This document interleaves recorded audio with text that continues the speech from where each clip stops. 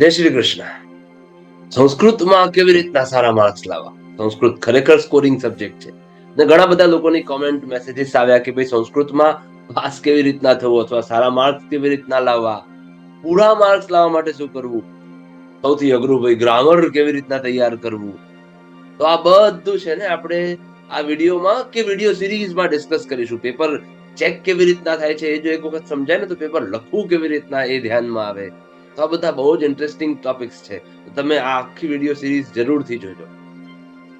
ચલો હવે જેમને પાસ થવું છે કે સારા માર્ક્સ લાવવા છે એમને શું કરવું જોઈએ તો આપણે એને થોડું સમજીએ. પણ એની પહેલા તમારે પેપર સ્ટાઇલ સમજી દેવી જોઈએ. પેપર સ્ટાઇલનો વિડીયો ઓલરેડી અપલોડેડ છે તો એ તમે જરૂરથી જુઓ.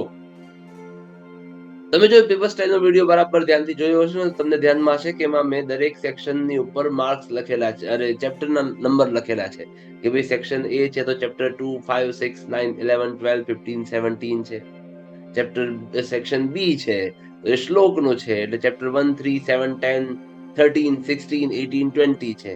અને સેક્શન સી ફક્ત 4 ચેપ્ટરનું છે, ચેપ્ટર 4, 8, 14, 19.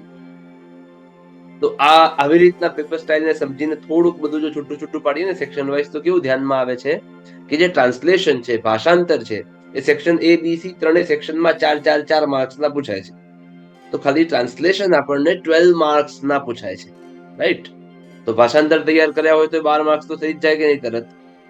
પછી આન્સર ઇન ઇંગ્લિશ અથવા ગુજરાતી મીડિયમ માટે ગુજરાતી પ્રશ્નોત્તર સેક્શન એ માં 4 માર્ક્સનું છે, સેક્શન બી જે શ્લોક વાળો સેક્શન છે એમાં 6 માર્ક્સના છે, અને સેક્શન સી ડાયલોગ્સ વાળો એમાં ફરી 4 માર્ક્સના છે. તો 14 માર્ક્સના ઇંગ્લિશ ક્વેશ્ચન આન્સર્સ કે ગુજરાતી પ્રશ્નોત્તર થયા.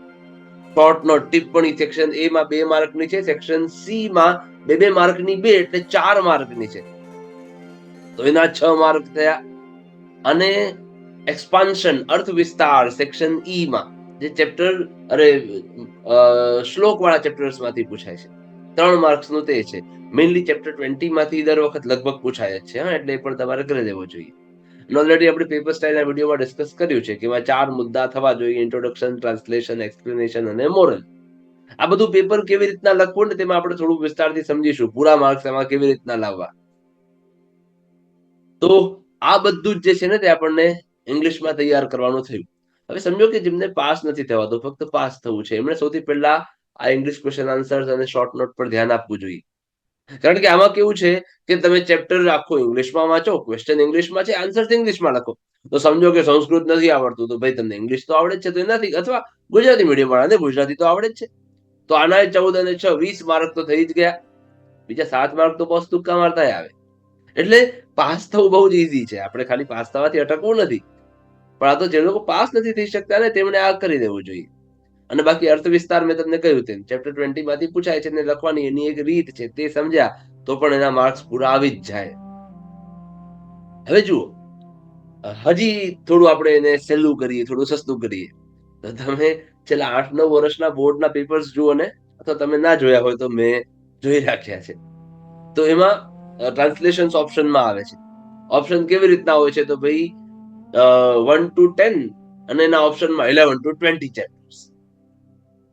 તો એ તમને હજી ઈઝી થઈ ગયું કે ભાઈ 1 to 10 ના ટ્રાન્સલેશન કરી દો, અને એ તો ઓલરેડી તમારા થયેલા હોય કારણ કે તમે ભાઈ ક્વાર્ટરલી એક્ઝામ આપી, સેમેસ્ટર એક્ઝામ્સ આપી 1-2, તો તમારા શરૂઆતના ચેપ્ટર્સ તો સરસ થયા જ હોય, તો તમારા ટ્રાન્સલેશનમાં પૂરા માર્ક્સ આવે જ.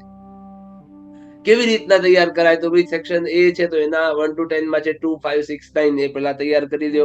સેક્શન બી 1, 3, 7, 10 ચારે ચેપ્ટર બહુ જ ઈઝી છે, અને સાથે હા પેલું અર્થ વિસ્તાર માટે ચેપ્ટર 20 થઈ જવો જોઈએ, એ પણ ઈઝી છે. સેક્શન સી જે છે 4 જ ચેપ્ટર છે અને 16 માર્ક્સ છે, તો ચેપ્ટર 4 અને 8 તો તમારા લગભગ થયા જ છે.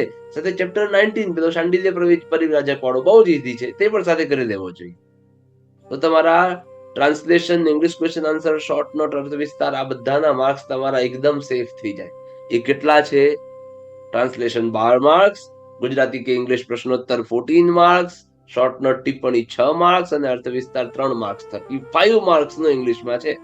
મતલબ સંસ્કૃતના પેપરમાં લગભગ 50% તો ઇંગ્લિશમાં લખવાનું છે, તો ખાલી એટલા ટ્રાન્સલેશન યાદ કરે તો 35 માર્ક આવે કે નહીં? હવે કેવું લાગે છે? ઈઝી લાગ્યું કે નહીં? હે? આના સિવાય હજી પેલા કોમ્પ્રિહેન્શન છે, સેક્શન એ માં 4 માર્ક, સેક્શન ઈમાં 4 માર્ક્સ, તો એના પણ લગભગ 8 માર્ક્સ આવતા જ હોય છે, કારણ કે ક્વેશ્ચન પણ પેરેગ્રાફમાંથી જુઓ ને આન્સર પણ એનામાંથી જ લખો. પછી અરેન્જ ધ સેન્ટેન્સીસ છે સેક્શન ઈમાં, એ પણ કદાચ સદભાગ્યે સાચા પડી ગયા તો એના પૂરા 4 માર્ક થાય. પછી હુ સેઝ સેક્શન સી માં છે, તમે ચેપ્ટર 4, 8, 19 3 કર્યા ને, હવે ઓપ્શન્સ એટલા આવી ગયા છે ને કે તમારા આના 2 માર્ક્સ આવે જ. તો બીજા 8 ને 4 12 ને 2 14 માર્ક્સ થયા, 35 પ્લસ 14 49 થયા. એના સિવાય ગ્રામરમાં શું કરવું, તો ગ્રામરમાં જુઓ, જેમને ફૂલ માર્ક્સ લાવવાની ગણતરી નથી એમણે ગ્રામર માટે છે ને આ ધાતુરૂપ છે 4 માર્કનું, સ્મપ્રયોગ, કૃદંત, સંખ્યાપદ, શુદ્ધિકરણ, આ બધા બહુ જ ઈઝી ટોપિક છે. મતલબ હમણાંથી જાગ્યા ને તો પણ તમે કરી જ શકો છો.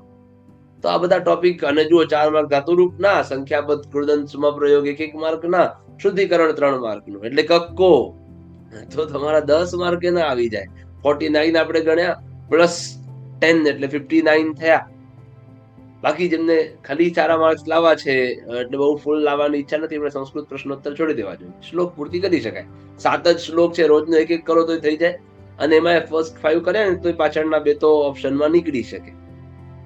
તો આવી રીતના તમે કરો ને તો આપણે ગણ્યા કેટલા, 58 ગણ્યા હતા ને આપણે, પ્લસ 59 ગણ્યા હતા, પ્લસ આના 4 માર્ક્સ થાય, 63 જેટલા થયા. 10-12 માર્ક કાઢી નાખો ને તો 51 નો ચાંદલો પડે, અને બાકી તુક્કા માત્રા આવે તે અલગ. સારું છે. તો તમે આ બધું જ કરી, આટલું ગ્રામર કરીને બધું જ કરી શકો છો. મારા સપોર્ટની ક્યાંય પણ જરૂરત હોય તો તમે મને કહો.